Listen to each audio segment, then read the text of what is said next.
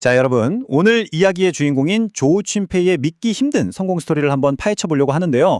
단순히 성공했다는 게 끝이 아닙니다. 그녀가 겪은 놀라운 여정과 지금 당장 그녀의 거대한 제국이 직면하고 있는 치열한 과제들을 일종의 궁극의 기업 가정신 시험이라는 틀에 맞춰서 풀어보려고 해요.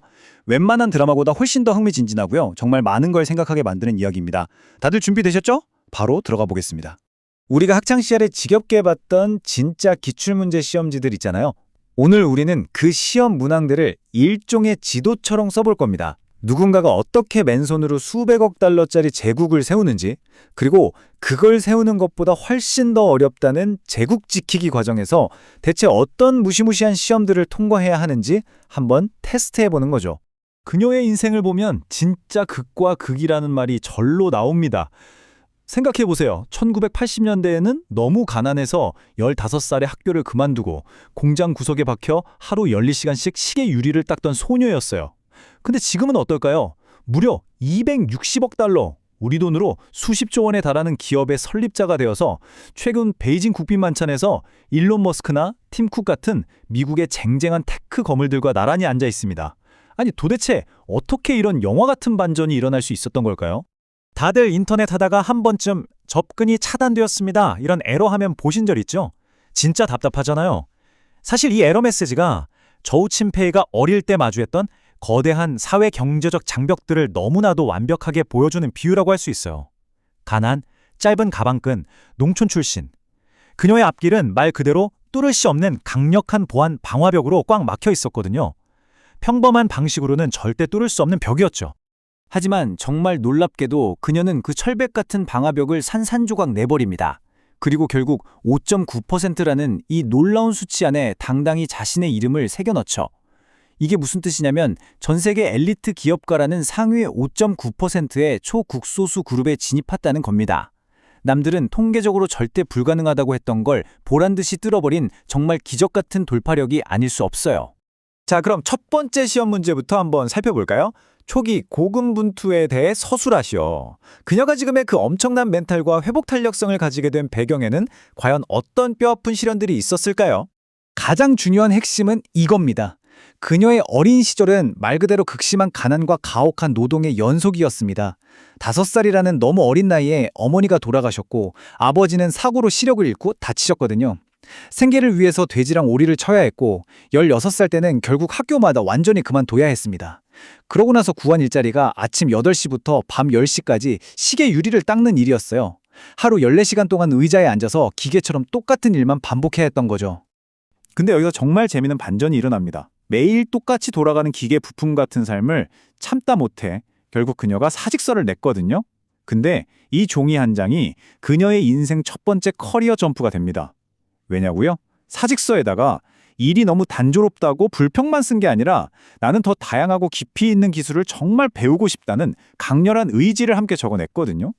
공장장이 이 어린 여공의 엄청난 야심과 열정을 알아보고 사표를 수리하는 대신 오히려 승진을 시켜버린 겁니다. 위기를 기회로 바꾼 진짜 기가 막힌 타이밍이었죠. 사실 남의 시스템 안에서 만족할 뿐이 아니었죠. 1993년에 친척들 도움을 받아서 단돈 2만 위안으로 자신만의 작은 공방을 차립니다. 그리고 여기서 판을 뒤집는 도전을 해요. 당시 휴대폰 화면은 흠집이 잘 나는 플라스틱을 썼는데 그녀는 이걸 긁힘에 강한 유리로 바꿔버리는 혁신을 시도합니다. 이 아이디어가 대박이 나면서 TCL 같은 대기업의 주문을 따냈고 결국 단순 가공을 넘어서 시장을 주도하게 된 거죠. 그러다 2007년 그녀가 진정한 터치스크린의 여왕으로 등극하는 결정적인 순간이 찾아옵니다. 당시 스티브 잡스가 세상에 없던 스마트폰, 즉 첫 번째 아이폰을 만들면서 열쇠에 긁히지 않는 얇고 튼튼한 유리 화면을 원했거든요. 조우 춘페이와 그녀의 팀은 이 말도 안 되는 조건을 맞추려고 3개월 동안 며칠 밤을 새우며 뼈를 깎는 실험에 매달립니다. 그리고 마침내 완벽한 유리를 대량 생산해내는 데 성공하면서 애플의 핵심 파트너로 날아오르게 됩니다. 그 결과는 이 압도적인 숫자가 증명합니다. 300억 위안. 한국 돈으로 치면 무려 5조 원이 훌쩍 넘는 어마어마한 금액이죠. 이 숫자가 뜻하는 게 뭔지 아시나요? 2025년 한 해 동안 오직 애플이라는 단일 고객 한 곳에서만 벌어들이는 연간 수익입니다. 정말이지 상상을 초월하는 엄청난 성공이죠.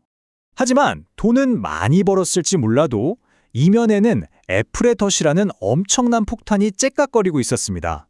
특정 고객한테 절대적으로 의존한다는 건 정말 위험한 거잖아요. 그래서 회사는 생존을 위해 의도적으로 다이어트를 시작합니다.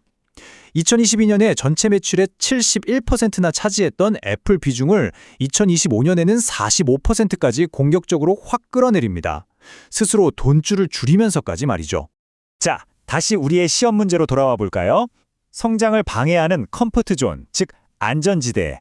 렌즈 테크놀로지에게는 스마트폰 시장과 애플이라는 거대한 파트너가 너무나도 달콤한 컴포트 존이었습니다. 하지만 애플과 함께 번영한다는 건 애플의 판매량이 흔들리거나 시장이 식어버릴 때 회사의 운명도 통제 불능 상태로 같이 추락한다는 뜻이기도 했거든요. 실제로 이 덫은 꽤 잔인했습니다. 비즈니스가 미국 달러와 스마트폰 신제품 출시에 꽉 묶여 있다 보니까 단순한 환율 변동이나 수요 침체만으로도 회사가 휘청거렸죠. 결국 2026년 1분기에 무려 1억 5천만 위안이라는 막대한 손실을 입게 됩니다. 시장 반응은 냉혹했어요. 주가가 단숨에 13%나 폭락해버렸거든요. 이게 바로 단일 생태계에 갇혀버린 기업이 겪어야 하는 무서운 현실이었습니다. 이런 절체절명의 위기에서 저우친페이에게 가장 필요했던 건 뭘까요? 바로 현재 상황을 정확히 꿰뚫어보는 상황지능이었습니다. 샤오미 같은 다른 스마트폰 회사를 몇 개 더 뚫는다고 해결될 문제가 아니라는 걸 깨달은 거죠. 침몰하는 배 위에서 의자 위치만 바꾸는 건 아무 소용이 없잖아요. 아예 스마트폰이라는 배 자체에서 뛰어내려야 한다는 걸 직감한 겁니다. 그래서 회사는 어마어마한 방향전환, 이른바 대대적인 피벗을 단행합니다. 그동안 갈고 닦은 세계 최고 수준의 초정밀 제조 기술을 더 이상 휴대폰 화면에만 쓰지 않기로 한 거죠. 대신 BMW나 메르세데스 같은 스마트 차량의 부품을 만들고 차세대 AI 하드웨어를 설계하고 심지어 우주항공 분야의 태양광 유리까지 손을 뻗칩니다. 말 그대로 차세대 하드웨어를 위한 원스톱 생태계로 회사를 완전히 뜯어고친 겁니다. 여기서 이 132라는 숫자를 한번 짚고 넘어가 볼까요? 이 숫자가 무슨 뜻이냐면 최근 로봇 마라톤 대회에서 우승한 휴머노이드 로봇 라이트닝 아시죠? 그 로봇에 들어가는 핵심 금속 뼈대 부품 중 무려 132개를 바로 렌즈 테크놀로지가 직접 깎고 만들어서 공급했다는 뜻입니다. 진짜 대박이지 않나요? 아이폰 얇은 유리나 깎던 회사가 이제는 AI 시대의 상징인 로봇의 뼈와 관절을 직접 만들어내고 있는 거예요. 근데 사실 이게 하루아침에 뚝딱 된 마법이 절대 아닙니다. 조우친페이의 진짜 대단한 점은 바로 이 선고안이에요. 다들 스마트폰 호황에 취해 있던 2016년에 그녀는 이미 렌즈 인텔리전스라는 자회사를 몰래 세워서 미래 로봇 산업을 차근차근 준비하고 있었습니다. 거의 10년을 버틴 끝에 2025년 드디어 매출 10억 위안을 넘기며 흑자 기업으로 우뚝 섰죠. 남들이 위기를 눈치채기도 전에 이미 다음 시대를 준비하고 있었던 겁니다. 오늘 이야기를 마무리하면서 이 마지막 질문을 여러분도 마음속으로 한번 고민해 보셨으면 좋겠네요. 만약 여러분의 가장 큰 고객이 여러분을 세상에서 제일 부유한 억만장자로 만들어주었다면 과연 그 편안하고 따뜻한 곳을 과감하게 박차고 나올 용기가 있으신가요? 세계에서 가장 성공한 자수성가 여성 중 한 명인 조우춘페이는 기꺼이 그 안전지대를 떠나 로봇과 AI라는 완전히 새로운 개척지에 자신의 모든 걸 걸고 있습니다. 어쩌면 진정한 기업가 정신이란 성공에 취해 안주하지 않고 끊임없이 스스로를 새로운 시험대에 올리는 게 아닐까 싶네요. 오늘 준비한 이야기는 여기까지입니다. 함께해 주셔서 감사합니다.